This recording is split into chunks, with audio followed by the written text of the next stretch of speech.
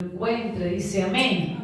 Dice la palabra del Señor: y escribe al ángel de la iglesia en la Odisea, he aquí el amén, el testigo fiel y verdadero, el principio de la creación de Dios, dice esto: yo conozco tus obras, que ni eres frío ni caliente. Ojalá fuese frío o caliente, pero por cuanto eres tibio y no frío ni caliente, te vomitaré de mi boca.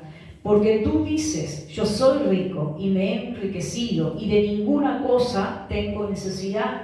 Y no sabes tú que eres un desventurado, miserable, pobre, ciego y desnudo. Por tanto, yo te aconsejo que de mí compres oro refinado en fuego para que seas rico, y vestiduras blancas para vestirte, y que no se descubra la vergüenza de tu desnudez. Y unge tus ojos con colirio para que veas. Yo reprendo y castigo a todos los que amo. Sé pues celoso y arrepiéntete. He aquí que yo estoy a la puerta y llamo. Y si alguno oye mi voz y abre la puerta, entraré a él y cenaré con él y él conmigo. El que venciere, le daré que se siente conmigo en mi trono, así como yo he vencido y me he sentado con mi Padre en su trono. El que tiene oído, oiga lo que el Espíritu dice a las iglesias. Gloria al nombre del Señor. Hermanos, que en esta mañana el Señor pueda hablar a nuestro corazón por medio de su palabra. ¿Sabe? Mientras estaba orando, el Señor llevaba mi vida a poder reflexionar, y no solo reflexionar, sino que la palabra, más allá de reflexionar, nos tiene que dar el mensaje y nosotros recibir el mensaje de parte de Dios, hermano. Después que la palabra es dada a nosotros y nosotros recibir ese mensaje, algo nosotros tenemos que hacer con el mensaje. Déjenme empezar así. Algo tenemos que hacer con el mensaje de la palabra. ¿Sí? Algo tenemos que hacer con lo que Dios nos viene hablando. Algo tenemos que hacer con lo que Dios nos viene tratando a cada uno de nosotros. Y mientras el Señor ministraba mi vida, yo he titulado en esta mañana: un mensaje contundente para un receptor en un estado crítico. Déjenme repetirle el título: un mensaje contundente. La palabra contundente, hermano, nos habla de algo sólido, algo firme, algo que es reafirmante, algo que es directo. Esa es la palabra contundente, algo fuerte. Entonces, el Señor, fíjese, hermano, que en el último libro de la Biblia, el Señor usa a su siervo Juan el apóstol, ¿verdad? Y le da visiones, y le da palabras para los últimos tiempos y para las transiciones de los tiempos o los eventuales momentos que la vida, la historia de la humanidad vivió, está viviendo y le tocará vivir, ¿sí? Todo esto dentro del libro de Apocalipsis. Y una de las cosas maravillosas, o una de las cosas que a nosotros como iglesia debemos prestarle atención, son las cartas que se envía a las 7 iglesias aquí en el Apocalipsis. Y cada una de esas cartas, más allá de que hay un receptor directo, hay un lugar, hay una situación de cada iglesia en particular, estas 7 cartas que están en el Apocalipsis, a nosotros en la iglesia, no solo la iglesia actual, la que está hoy en el mundo, sino la que ha estado, esos cristianos, esos creyentes que han creído en Cristo y hoy están con el Señor. Y también hay un mensaje para los últimos tiempos, y para la iglesia que perdure en esos últimos tiempos. O sea que los 7 mensajes a las 7 iglesias nos hablan de tiempos, de periodos que la iglesia ha vivido, ¿sí? Entonces, todos los mensajes que se le da a las iglesias en el Apocalipsis, nosotros debemos de tenerlas en cuenta, de leerlas, de prestarles atención, de meditarlas, de reflexionarlas, porque son mensajes para nosotros. Iglesia de Jesucristo. ¿Cuántos son iglesias de Jesucristo? Son un mensaje para nosotros. Y fíjense, hermano, que cuando el Señor le habla a la última iglesia, a la primera iglesia que le hable, déjeme darle simplemente esto como no quiero hablar de todos los mensajes de las diferentes iglesias, pero a la primera iglesia que le habla es la iglesia en Éfeso. Y cuando se le escribe a la iglesia en Éfeso, le dice, yo tengo algo contra ti, le dice el Señor. Tú has perdido el primer amor. Ubica el primer mensaje al primer tiempo de la iglesia y le dice, tú comenzaste bien, tú comenzaste bien, tú me amaste, tú me buscaste, pero ahora solo estás haciendo obras y dejaste lo primordial en esta relación, que es el amor. Yo no sé si alguien vino con oído para oír lo que Dios nos hablará, nos está hablando.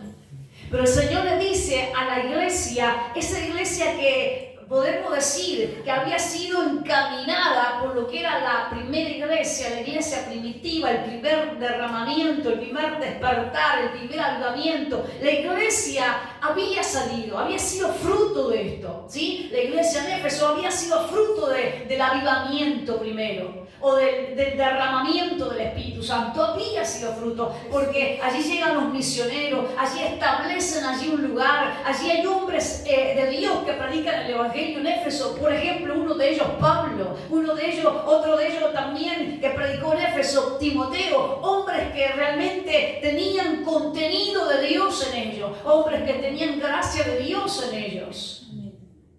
Y la iglesia en Éfeso había arrancado bien, amando al Señor, escuchando el Evangelio puro y limpio del Señor. No se le agrega ninguna cosa al Evangelio del Señor. El Evangelio siempre ha de mantenerse puro. Amén. Y la iglesia en Éfeso lo había recibido tan puramente, pero dice el Señor, yo tengo algo contra ti, tienes que ubicarte, volverte, tienes que recuperarte, no continúes haciendo obras sin amarme. Señor, bendito Jesús. Porque yo veo que tú no me amas como me amaste. ¿Sí? Y vemos que a partir del primer mensaje a la primera iglesia, Dios va mostrando los sucesos que sufrimos nosotros también como cristianos.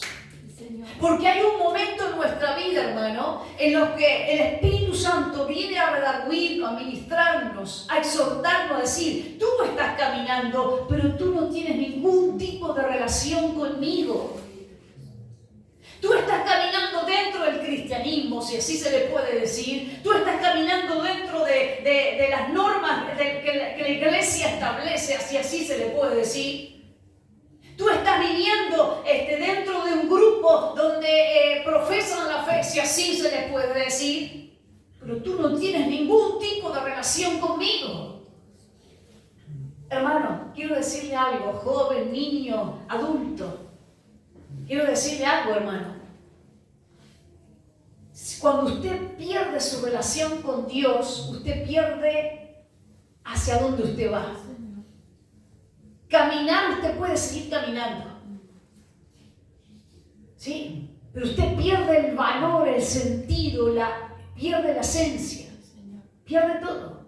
Y tarde o temprano, hermano, algunos más tarde, algunos más temprano, llegan a un punto de su vida cristiana, hermano, que se dan cuenta que no avanzan, no prosiguen. Ellos dicen, pero yo nunca dejé de caminar. Si yo nunca dejé de asistir a la iglesia. Si yo nunca dejé de creer, dicen a otros. Si yo nunca dejé de escuchar versículos. Bueno, cada tanto los leo. Y caminan, pero no tienen ningún tipo de relación con Dios. Hermano, es ahí donde a veces uno empieza a desmejorarse espiritualmente. ¿Sí? Ahí empezamos el desmejoro.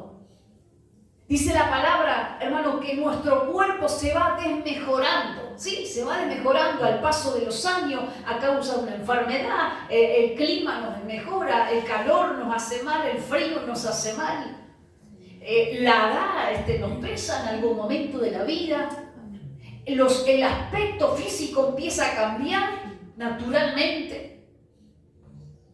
Pero dice la palabra, aunque el exterior se va perjudicando, desgastando, desmejorando, el interior se va renovando.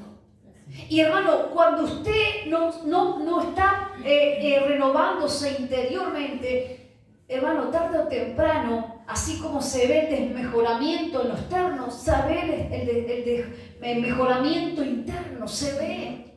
Nosotros somos los primeros que lo sabemos. Y hermano, y aunque a veces se intente maquillar, ocultar eso, a la larga se ve. Por eso quiero arrancar esto en esta mañana. Hermano, si el primer mensaje para ese tiempo que la iglesia ya estaba caminando, ya estaba avanzando, ya estaba siendo testigo de las naciones del poder de Cristo. Ella había dejado lo primordial. Lo primordial no era predicar. Lo primordial no era, hermano, ser testigo, no era lo primordial. Mire, yo ayer estaba estudiando un poquito y quedaba pensando en lo que los apóstoles le pidieron a Jesús. Ellos no le dijeron, Señor, vos que sos el Señor, vos que sos el pastor de los pastores, el príncipe de los príncipes, vos que sos el rey, vos que sos a quien nosotros servimos, enseñanos a predicar, enseñanos a dirigir, a ser pastores, a ser líderes, enseñanos a ganar multitudes para ti, ¿no? ¿Cuál fue la oración que le hicieron los apóstoles? Enséñanos a orar. Enséñanos a orar. Y eso enséñanos a orar, hermano. Yo ayer pensaba esto y meditaba. Los discípulos, los apóstoles, habían visto una relación única de Jesús con Dios como Padre, que ellos la querían en su propia vida. Ellos la querían. ¿Qué es lo que te hace a ti querer, hermano? ¿Qué es lo que te llama la atención en el Evangelio? Déjenme preguntar esto. ¿Qué es lo que te llama a ti la atención en el Evangelio? ¿Qué es lo que te llama la atención? Alguno de repente sí, alguno de repente, tal vez no aquí, pero alguno de repente le llama la atención a la exposición personal. Otros le llaman la atención las bendiciones que se obtienen por creer, dicen ellos. Otros porque van tras beneficios. Bueno, Dios sana, así que eso me atrae. Dios prospera, así que eso me atrae. Dios hace, así que eso me atrae. Hay una comunidad, una hermandad, y eso me atrae. ¿Qué es lo que te atrae a ti en el Evangelio? ¿Qué es lo que llama tu atención en el Evangelio? Que los apóstoles, cuando vieron al reino de Dios en la tierra, hablando de Cristo, cuando vieron al Señor caminando entre ellos, lo que más les atrajo es la relación que mantenía con Dios, con la divinidad, que lo único que les pidieron, enséñanos a orar. Bendito Jesús. ¿Amén? Ahora, hermano, sin irme de Apocalipsis, cuando nosotros nos damos cuenta que nos vamos los pasos cerrados nos desmejoran, hermano, nos desmejoran. Yo le decía hace unos días a unos padres, cuando los padres, hermano, las cabezas de la casa, muchas veces dicen, no, esto es provisorio. Tienen que saber, hermano, que cuando una decisión se toma, hermano, es como plantar un árbol. Mañana va a crecer. Señor. Mañana va a crecer. Y cuando nosotros en nuestras casas tomamos ciertas decisiones, mañana esas decisiones se van a empezar a sentir, a notar. Y uno no puede decir, pero ¿qué? ¿Este árbol acá qué hace? Es que tú plantaste ese árbol en tu casa. Señor. Es que tú tomaste esa decisión, hermano. ¿Me entiendes? Por eso es importante que nuestras decisiones sean tomadas con cautela, pensando, analizando.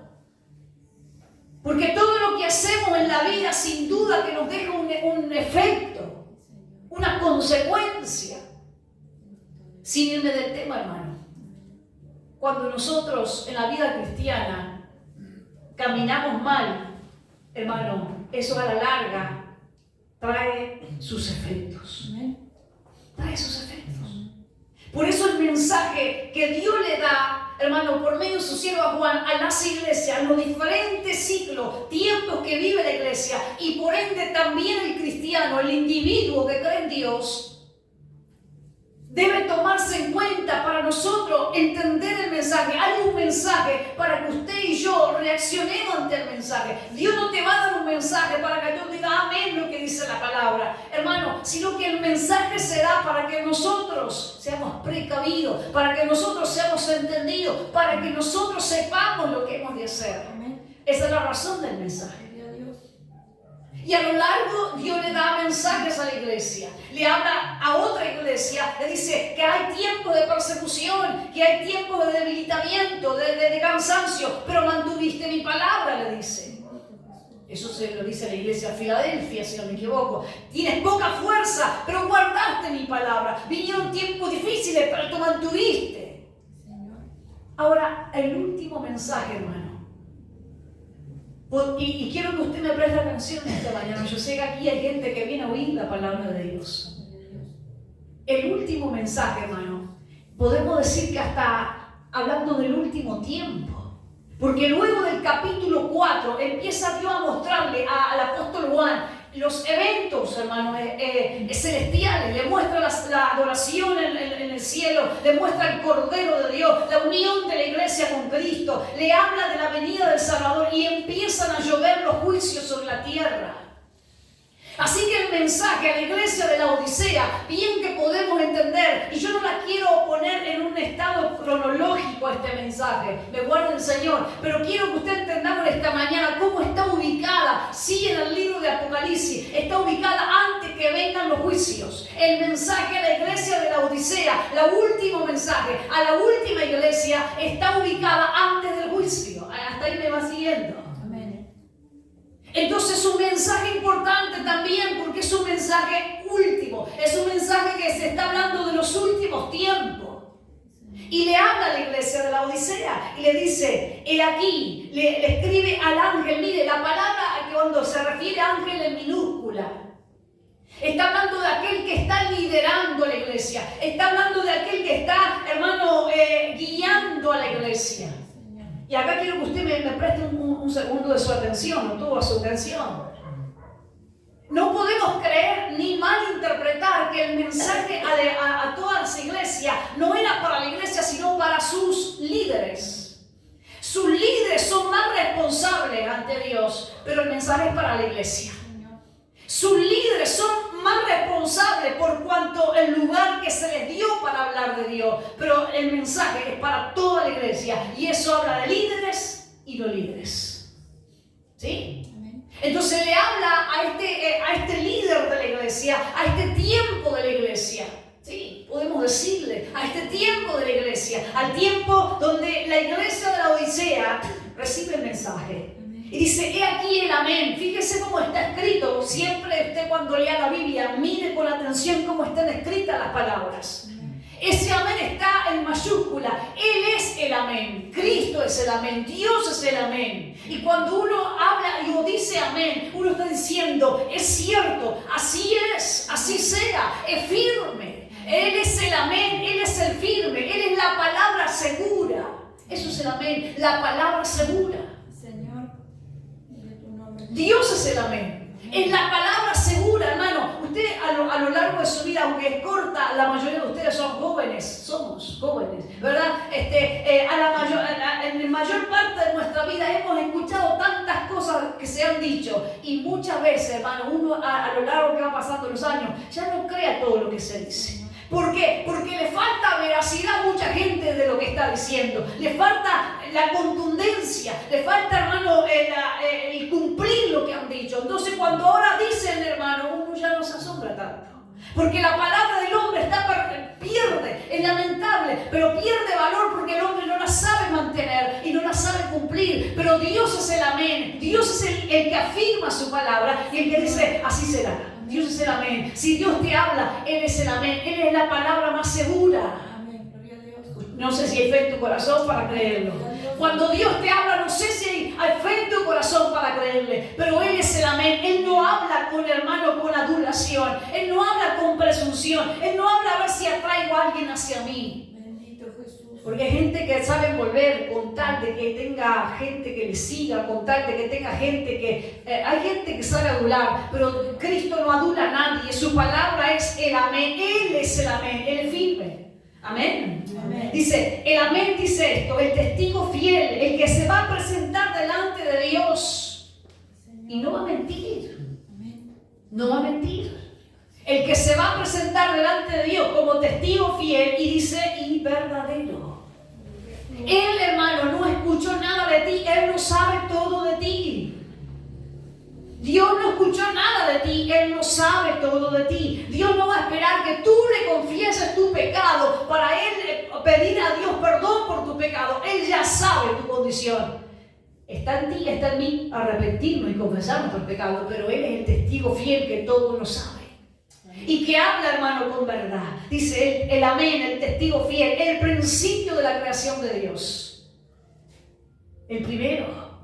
Dice esto. Ahora oigamos el mensaje de Él. ¿Cuántos van a oír el mensaje de Él? Yo conozco tus obras. Y se detiene cada vez que le habla a las 7 iglesias, en las 7 cartas, le dice, yo conozco tu trabajo. Dios conoce tu trabajo. Dios no desmerece tu trabajo. Dios no desmerece mi trabajo. Por más que a veces uno sienta que la gente no reconoce, o por más que usted crea que en la vida nadie le reconoce su trabajo, Dios dice, yo conozco tus obras. Dios reconoce tu trabajo. Y dice que ni eres frío, ni eres caliente. Y hermano, estas son palabras firmes que habla Dios. Mire, Dios le está diciendo, si bien, hermano, es cierto que hablando un poco de la historia de la ubicación de la Odisea, a la Odisea, Dios toma esto de manera figurativamente, porque la Odisea conocía el agua tibia. ¿Por qué la Odisea conocía el agua tibia? Porque, hermano, la Odisea estaba unida con 3 ciudades grandes, 3 ciudades más, ¿está bien? Entonces, como tenían, hermano, allí un fluido de agua para las 3 ciudades, resulta que cuando llegaba esa agua a la Odisea, venía en un estado tibio. ¿Sí? Eran aguas, hermano, que venían a llegar hasta cuando pasaban por la Odisea, ya venían en un estado.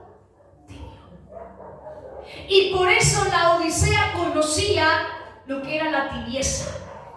¿Sí? ¿Me entiende o no? ¿Sí? La Odisea sabía esta manera figurativa de Dios hablarle, porque ella había recibido o sabía lo que era recibir las aguas tibias a través de esos canales que venían a la ciudad, aguas tibias. Entonces Dios le dice, tú ni eres frío ni eres caliente. Dice, ojalá fuese frío o caliente. Mire la contundencia otra vez. Mire la firmeza otra vez. Dios dice, ojalá fuese frío o caliente. Ojalá tu estado fuera más determinante. Ojalá tu estado fuera más. Y el estado de hoy de muchos cristianos, hermano, es un estado que uno no sabe ni si están bien o si están mal. ¿Sí? Uno no sabe si aman a Dios o si aborrecen a Dios, porque están viviendo una vida tan al medio, hermano. Y yo no voy a ponerme a juzgar a otro, yo voy a recibir este mensaje procurando no estar tibia yo primero. Pero Dios dice, ojalá fuese frío, ojalá fuese caliente. Y miren, siga leyendo conmigo para no perderse el mensaje, para oírlo, para leerlo y para no dormirse. Haga todo el esfuerzo posible para estar atento a la palabra de Dios. Pero por cuanto eres tibio, y ahí le habla el Señor con esta manera firme de hablarle, y le dice, tu estado es un estado indeterminado. Y es un mensaje que hay que tener cuidado al escucharlo, al hablarlo, al predicarlo, al oírlo de una predicación. Tu estado es crítico, le dice Dios. ¿Sí? Tu estado es crítico. Y se lo está diciendo a su iglesia. ¿Cuántos son iglesias de Cristo? Yo soy iglesia de Cristo. Y Dios le está hablando a su iglesia, a la iglesia de la Odisea, y le dice, tu estado es crítico. Porque tú no estás en un estado bueno, ni tampoco estás en un estado malo. Y cuando uno está en ese estado de tibieza, hermano, uno puede pecar sabiendo que peca. Y eso es impiedad. Porque todos pecamos, todos los seres humanos pecamos. Pero pecar sabiendo que uno peca nos hace más impíos, más sucios, más malvados. ¿Sí? Porque no es lo mismo que usted diga, de repente, yo qué sé, no sé, haga algo que de repente usted dice, ay, yo no sabía. Pero cuando uno sabe, hermano, y aún así lo hace, el estado es un estado de impiedad, de maldad. El estado es crítico, de la Odisea es crítico, porque ella no está determinada por Dios. Ella no está firme en Dios, ella no está decidida por Dios. ¿Sabe, hermano? Yo le sirvo y procuro servir al Señor y que Dios me dé la fuerza para servir hasta el último día de mi vida. Pero a veces yo le digo, Señor, enséñame a servirte conforme al evangelio que tú estableciste. Porque hoy hay mucha gente, hermano, que parece que el líder, el pastor, el ministro se tiene que arrodillar, ¿sí? Se tiene que arrodillar y decirle, hermano, por favor, escúcheme, entiéndame, Dios es bueno, Dios no es malo, Dios lo va a ayudar, entiéndame, por favor, busque a Dios. Pero, hermano, eso no es bíblico. Que los líderes lo hagan, bueno, ya corre por cuenta de cada uno. Eso no es bíblico. Cuando yo veo a Jesús y veo el evangelio puro de Jesús, yo veo a Jesús parándose enfrente de la multitud y le decía a la multitud, antes de continuar un paso más tras de mí, antes de seguirme, piensen, le va a costar. Si ustedes quieren seguirme, dice Jesús, cada uno tome su propia cruz. En otras palabras, entréguense. Le va a costar. Porque si ustedes no toman su cruz y no siguen en pos de mí, sabiendo que van a entregarse a Dios en el camino, ustedes no son dignos de ser del reino de Dios. ¿Me entiende? Entonces, hermano, el estado de la Odisea, la iglesia de los últimos tiempos, la iglesia antes de que vengan los juicios, es un estado crítico. Mire, el Señor le dice, por cuanto eres tibio y no frío ni caliente, te vomitaré de mi boca. Y acá quiero que el Espíritu Santo, hermano, ruego al Espíritu Santo, yo se lo ruego al Espíritu Santo mientras predico, que me llegue a mí a entender esto y que lo lleve a usted a entender esto.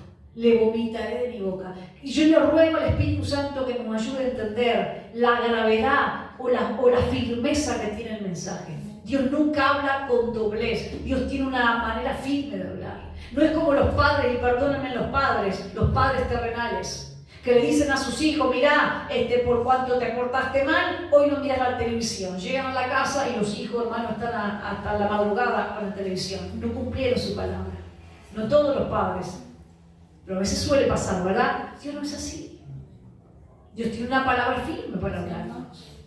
Ahora, Dios dice, te vomitaré de mi boca. Uno siempre cree, y los padres me entienden más que yo, ¿verdad? ¿Entienden esto más que yo? Porque dice, ay, no, es que la carita me pudo y yo le entregué el control. Ah, ¿qué pasa? Que pobrecito. Y le entregué el control. No todos los padres. Pero la contundencia o la firmeza de Dios, hermano, Él dice, te vomitaré de mi boca. Está hablando de que va a haber una expulsión. No todos van a entrar. No todo aquel que decía que era cristiano y que buscaba a Dios va a entrar en el reino del cielo. Eso habla de la expulsión. De esa expulsión está hablando. De esa expulsión está hablando. Por cuanto no hubo una determinación, hermano. Por cuanto no hubo una firmeza. Por cuanto no seguimos a Cristo de verdad. Por cuanto no le amamos de verdad. Dios dice, yo le he expulsado, le he excluido. Amén.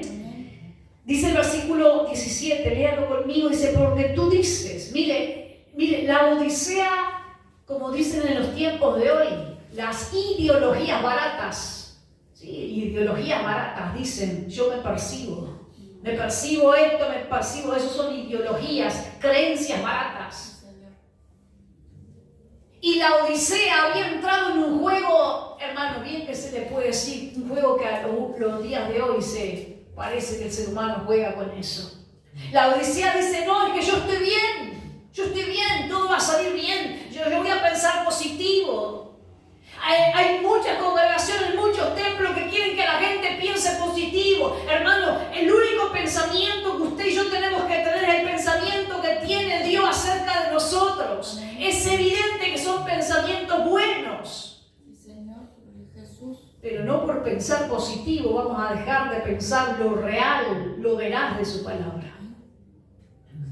Amén. Entonces, fíjense, hermano, dice que la Odisea ella decía, era su palabra, era lo que ella pensaba, ella se veía. ¿Cómo se ve usted esta mañana? Es una pregunta muy fuerte para mí, ¿sí? Para mí, que soy la que comparte el mensaje de esta mañana. Pero ¿cómo se ve usted? ¿Cómo se ve usted en esta mañana? Ruego que el Señor le ayude y que el sueño no le venza, porque el mensaje es firme de parte del Señor para mí y para usted. Pero ¿cómo se ve usted en esta mañana? ¿Cómo se ve usted? Porque la Odisea se veía de una manera errada. Yo no me quiero ver así, hermano. Y que tenga Dios misericordia de mí en esta mañana, que al recibir el mensaje de su palabra, que siempre el mensaje de su palabra viene con el propósito de enderezarnos. Si estoy, hermano, allí en una área de mi vida mal, que el Señor me ayude a enderezarme. Porque la Odisea se veía y se veía mal. Así están muchos cristianos hoy diciendo: yo estoy bien, yo no tengo necesidad de nada. Yo estoy bien, decía la Odisea. Tú dice Dios, así te ves tú, iglesia, así te ves tú. Hermano, a mí me cuesta, pero yo sé, yo no voy a entrar en el rol de criticar, porque me libre Jehová, me libre Dios, realmente me libre Dios, y no lo digo por ser modesta, me libre Jehová. Pero hermano, a mí no me gusta entrar en un lugar que yo me tengo que hablar y dígase usted. Yo tengo que creer en la palabra de Dios y saber que la palabra de Dios es firme para mí. Mi dicho no va a cambiar las circunstancias. Diga que usted es un vencedor. Y tal vez ando perdidamente pecando. Y mi pecado va a estorbar mi victoria. No puedo decir todo lo que dice. Diga que usted, diga esto y diga aquello. Pero el único que conoce nuestro estado real es Dios, hermano. Y la única palabra que podemos proferir es la que dice Dios. Amén. Entonces dice que la Odisea dice: yo soy rico, estoy bien, tengo, y me he enriquecido, y de ninguna cosa tengo necesidad. Yo creo que todos tenemos necesidad. Amén. ¿No le pasó a usted, hermano? Yo ya voy a abrir mi corazón. Hay momentos, aún dentro del liderazgo del pastorado, que yo tengo una desesperación enorme, hermano, por simplemente que alguien ore por mí. Sí, yo se lo digo así, sin mucha vuelta. Hay días, hermanos, que siento una desesperación de que simplemente alguien ore por mí. Sí. Porque tenemos esa necesidad. Tenemos. Jesús mismo la tuvo, hermano. Y Él es el Señor. No es un simple obrero. O un simple servidor. Él es el Señor y Él tuvo necesidad de decirle a los discípulos: oren conmigo, mi alma está angustiada dentro de mí. Todos tenemos necesidad. A veces el orgullo no nos permite pedir, pero todos tenemos necesidad. Todos. Y la iglesia de hoy tiene necesidad de pedir ayuda a Dios, no de aparentar que estamos bien. No hablo de esta congregación, hablo de la iglesia de Dios en el mundo. Que esta congregación somos parte de esa iglesia. Y tenemos necesidad de recuperarnos en las áreas que estamos mal. Tenemos necesidad de Dios. Yo no tengo necesidad de nada. Dice, y Dios le responde. Y dice, y tú no sabes, iglesia. Tú no tienes conocimiento, iglesia. Que tu estado es un estado crítico. Estás tibia. Estás desventurada. Mire la palabra desventurada que suena ahí, que se ve, que se escribe allí, que se pronuncia de parte de Dios. No tienes dicha, no tienes bienaventuranza, no tienes gracia. Oh, hermano, una iglesia sin gracia, ¿qué es? Déjeme preguntar, ¿qué es una iglesia sin gracia? Es un grupo de personas. Eso es una iglesia sin gracia. Es un grupo Dios a la iglesia, a la Odisea. No queremos ser cristianos sin gracia, porque ser cristianos sin gracia es simplemente ser hombres y mujeres que pertenecen a algún sector, a algún grupo. ¿Cuántos hermanos quieren permanecer en la gracia de Dios? No queremos que la gracia nos abandone, ni nosotros dejar la gracia. Amén. La condición de la iglesia de la Odisea era desventurado, miserable. Miserable. Es, hermano, es incomprensible, pero dentro de las iglesias muchas veces, de los templos, porque la iglesia es de Cristo, es el grupo de cristianos. Pero dentro de los templos, de las congregaciones, hay muchas miserias. Muchas miserias. Gente que se ha llegado a enojar por un pedazo de trapo, por una bolsita de algo. Y porque a mí me dieron esto y a aquel no le dieron aquello, y por, hermano, miseria. Miseria.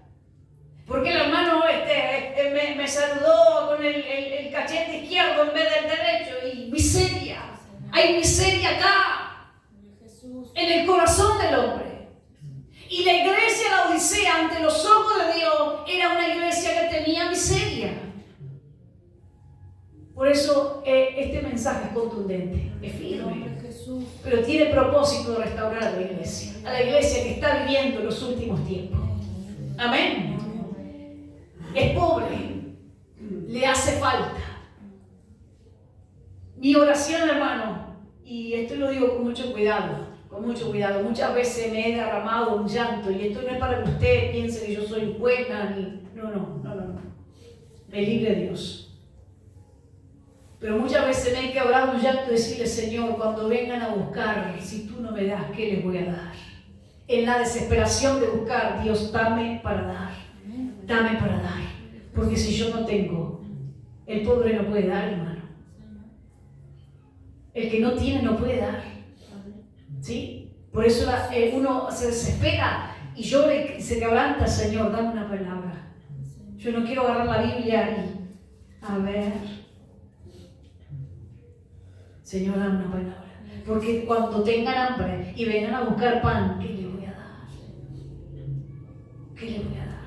Hermano, llegará el día, está llegando, el día ya es, que la gente irá tras de ti, no porque tú seas esto, aquello y lo otro, porque tú ibas en tal y tal lugar. La gente irá tras de ti por Cristo, y hermano, y buscarán que Cristo esté en ti. Amén. Por eso tú no puedes estar sin tener. No puede estar sin tener. Y no hablo de las cosas económicas, que las necesitamos. Hablo de que Cristo sea tu plenitud, para que en el día de la carencia de otro vengan a hallar providencia en Cristo en ti. Amén. Ciego.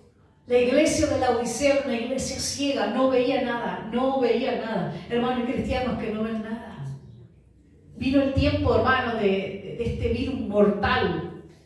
No sé si fue un virus inventado, no sé si fue un virus planeado, no sé, eso no me interesa, pero fue algo que llevó millones de personas a morir.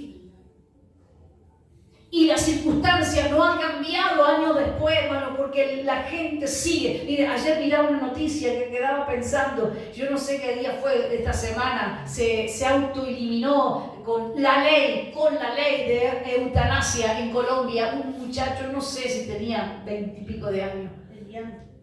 El viernes. No sé cuántos años tenía, pero menos de 30, creo, 27 años. Y él dijo, muchacho que tuvo un accidente, se enfermó, agarró un cáncer, dijo: no, yo ya me voy de este mundo, la ley me ampara, que me den algo y me voy. Y así le llaman morir bien. No, hermano, es no matarás. Señor. Solo Dios va a determinar el día de irnos, hermano. No tenemos ese poder. Eso es un suicidio legal. Es lo único que es un suicidio legal. Porque el día de nuestra partida solo Dios la sabe. Pero la iglesia a veces está ciega ante estas cosas. Ciega. A veces ciego, y hablo de cristianos, nosotros como cristianos, porque somos la iglesia, estamos ciegos ante las situaciones de nuestra propia casa, ciegos. El enemigo destruye nuestra casa, destruye nuestra familia, estamos así, hermano, pidiendo: Señor, y ciegos, no reaccionamos. Dice el Señor: si el dueño de la casa sabe que en la noche le van a robar, ¿qué hace? Se arma y dice, en mi casa no va a robar. Pero los cristianos saben que el diablo va a robar, matar, destruir, y ¿qué hacen? Duermen espiritualmente. Y eso es estar ciego. Sabes que te van a robar, sabes que el diablo va a ir tras los tuyos, sabes que va a traer destrucción. ¿Cómo podemos dormir? Y no hablo de dormir de noche, hablo de dormirnos espiritualmente, hablo de dormir y no velar, no orar, no derramarnos ante Dios para decir, para, Señor, y ten misericordia, Señor, porque sé que hay maldad en mi casa y eso va a traer juicio, pero ten compasión de esta casa. A eso me refiero con estar despierto o abierto los ojos. Desventurado, miserable, pobre, ciego y desnudo. Y la desnudez habla de la vergüenza que nos deja el pecado, hermano. Por tanto, yo te aconsejo, hermano, hay un mensaje fuerte, pero hay una palabra para revertir cualquier estado crítico. Miren, déjenme repetirlo. Hay una palabra firme, pero hay un mensaje, un consejo de Dios para revertir el estado crítico. Dios quiere revertir tu estado crítico. Dios quiere revertir mi estado en esta mañana. Dios quiere revertir nuestro estado como iglesia y a los que nos oirán. Hermano, Dios quiere revertir tu estado. Dios quiere sacarte de ese coma espiritual. Dios quiere sacarte de esa gravedad espiritual. Dios quiere sacarte de esa tibieza espiritual. Dios quiere sacarte de esa agonía espiritual. Dios quiere revertir tu estado crítico y mi estado crítico. Dios quiere revertir ese estado. Amén. Gloria al nombre del Señor. Yo te aconsejo que de mí compres oro refinado en fuego. Mire, para ser un poco más rápida.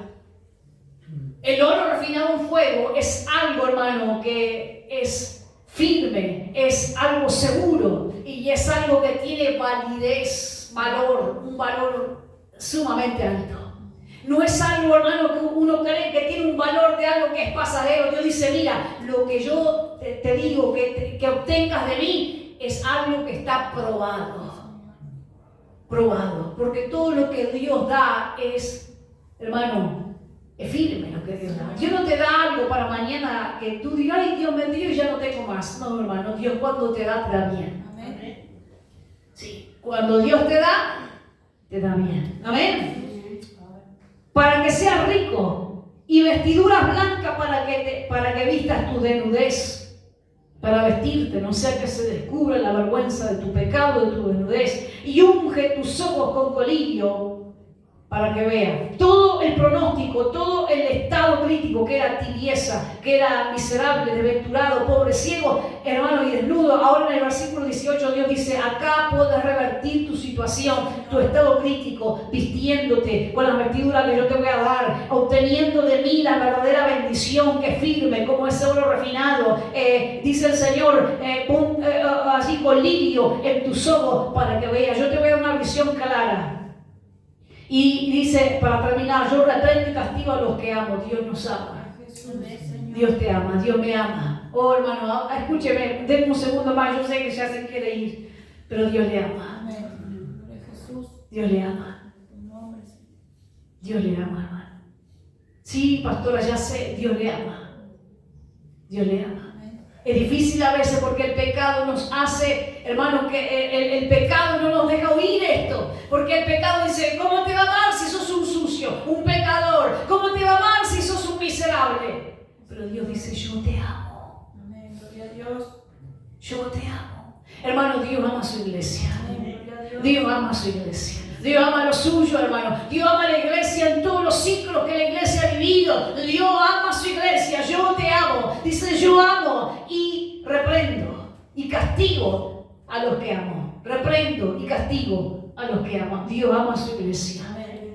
Dios ama a su iglesia. Dice, sé pues cuidador, sé pues vigilante, porque eso habla de celoso. Escucha el mensaje, toma el mensaje y vive el mensaje. Eso es ser celoso.